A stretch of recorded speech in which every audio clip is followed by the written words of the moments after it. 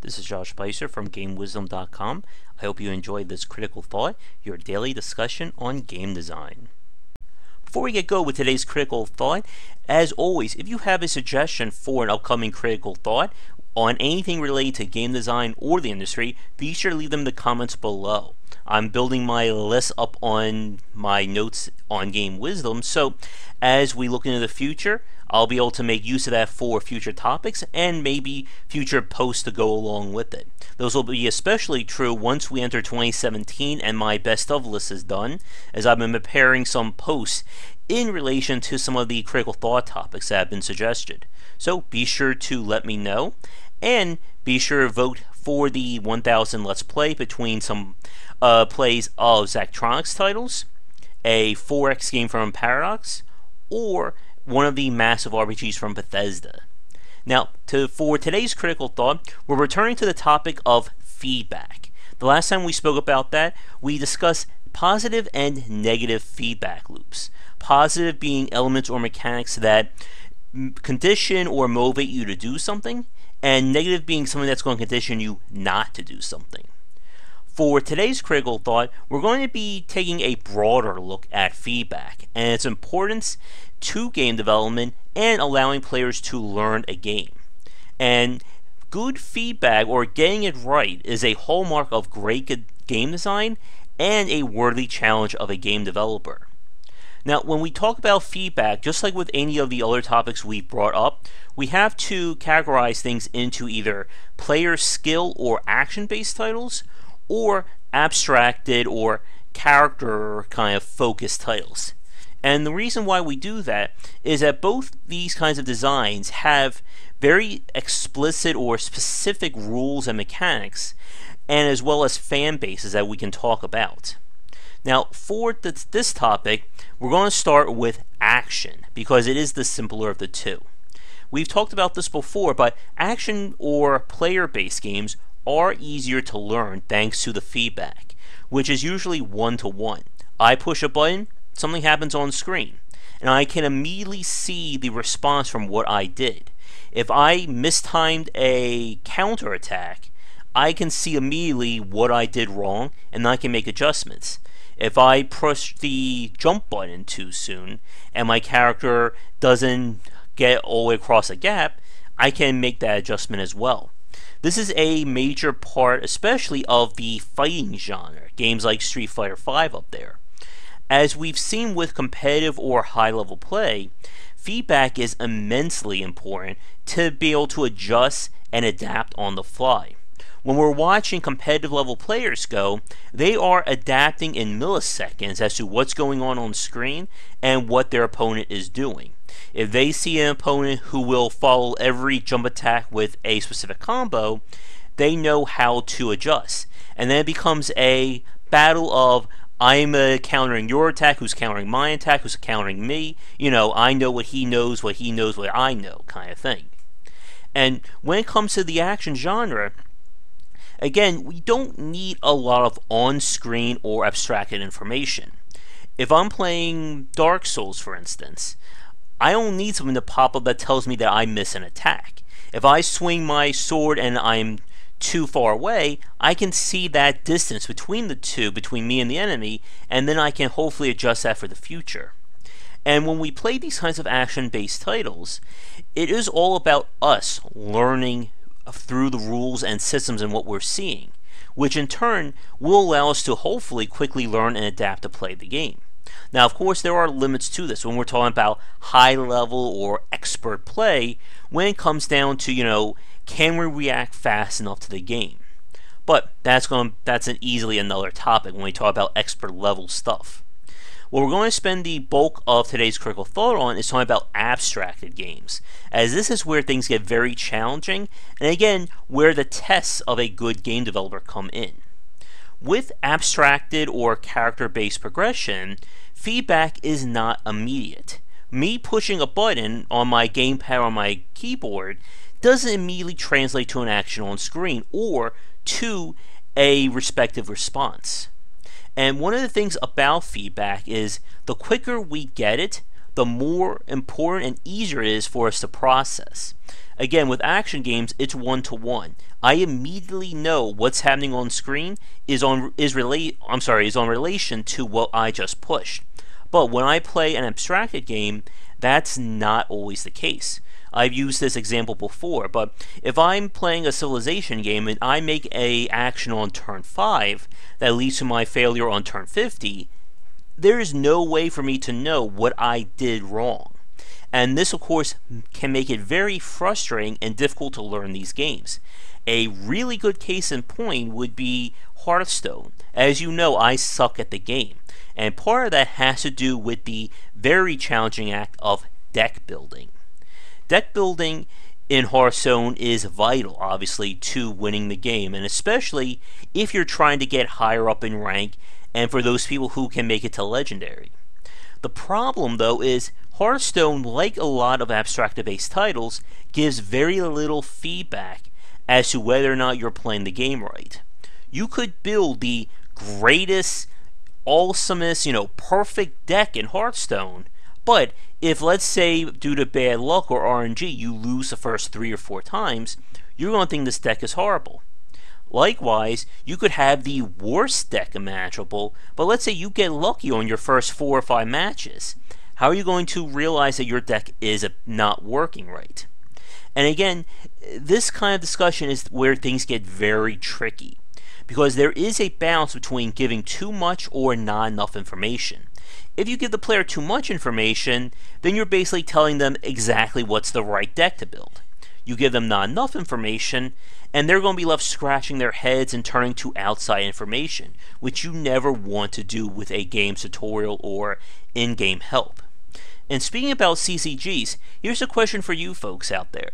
Can you think of any good CCG-based titles that actually go into detail about good deck building, whether in terms of philosophy, suggestions, or simply telling the player, when you're building your deck, you should focus on X, Y, and Z, essentially. Now, with abstracted-based titles, again, feedback also plays heavily into UI or GUI elements, and we talked about this before. When it comes to abstracted-based titles like this, feedback can mean the difference between winning or losing. And again, avoiding that sliding slope or downward slope of failure.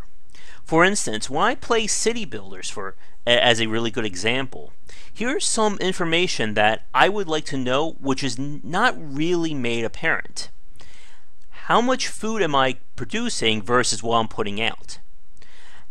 What is the actual rate of resources coming in at let's say, a farm that has 1 worker versus 2, or 3, or 4?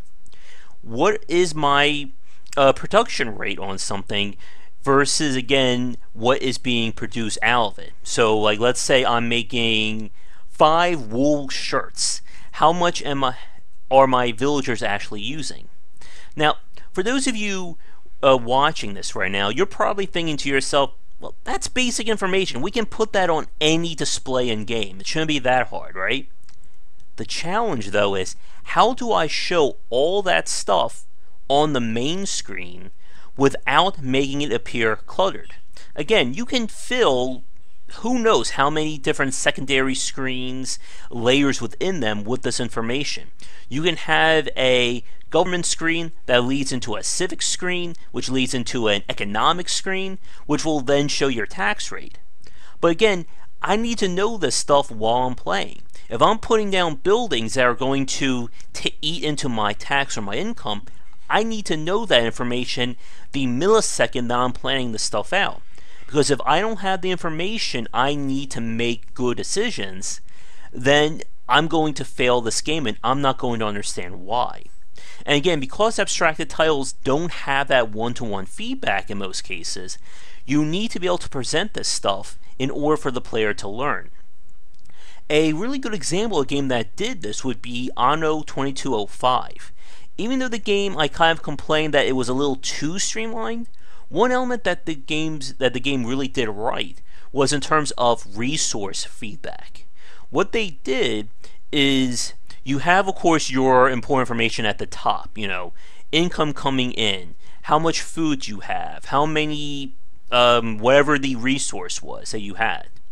And what they did is whenever you're about to build a new structure that's going to produce something, the game will tell you right on the display how much it's going to cost, what's going to affect your rate, how many resources it's going to take in, and how many resources it's going to put out.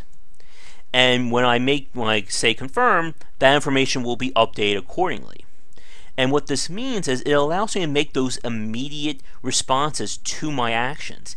Even though I'm not going to see the full extent of this played out, 30, 40, 50 minutes down the line, I'm going to see what it's going to do in the short run, and then that will kind of infer into the future.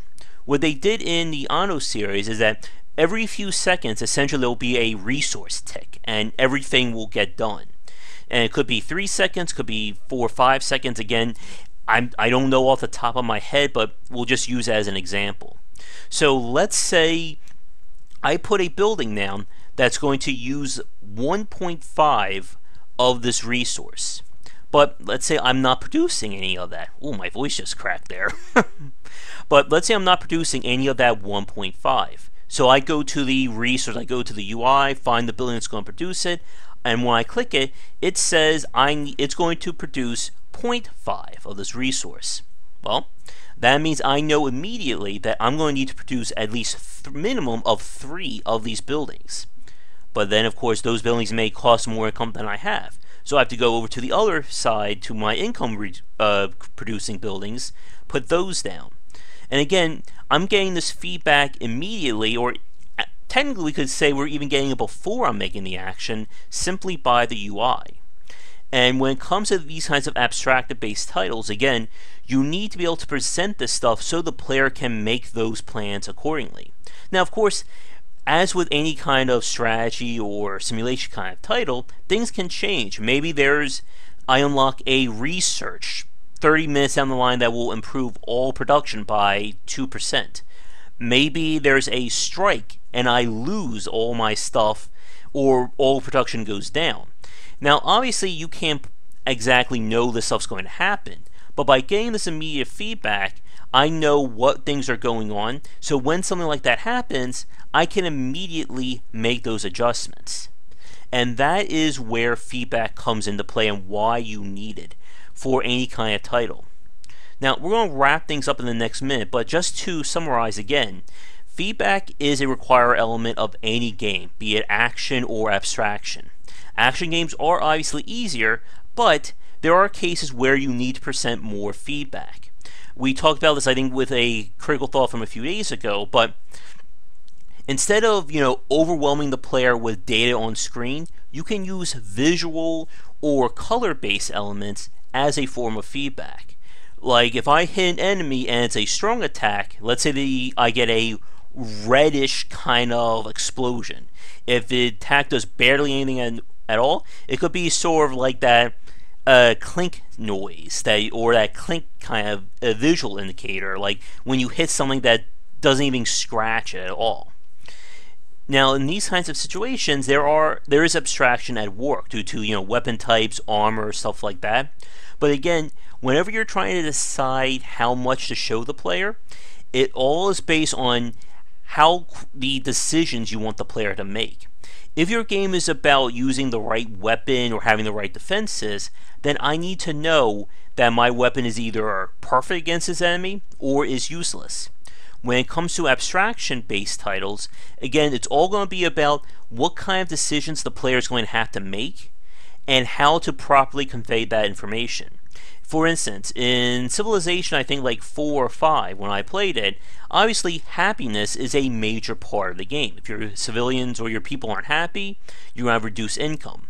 So when I'm placing buildings down, I need to know exactly if they're going to raise happiness, lower it, what that actually is going to mean to my civ. And again, we can easily bring in more UI and GUI talks into this, but that is way too much for one critical thought. Now, for those of you watching this, especially for developers, how have you implemented feedback in your games? Again, be it action or abstraction. were there any interesting or unique UI tricks that you used to convey it without overwhelming the player? Because again, you can throw, 50 different stats all across your screen, and yes, the player's going to be able to see that, but then it's very easy to overwhelm the player. Because what we talked about before is the player needs to know what is immediately important to them. Don't show me that my people want greener buildings if I'm trying to figure out, what religion is going on in my region. Or if I'm trying to make sense of what's going on in my village right now, don't start throwing up 50 different little notification windows all over the place. And again, a very important part, or feedback and good UI design pretty much go hand in hand.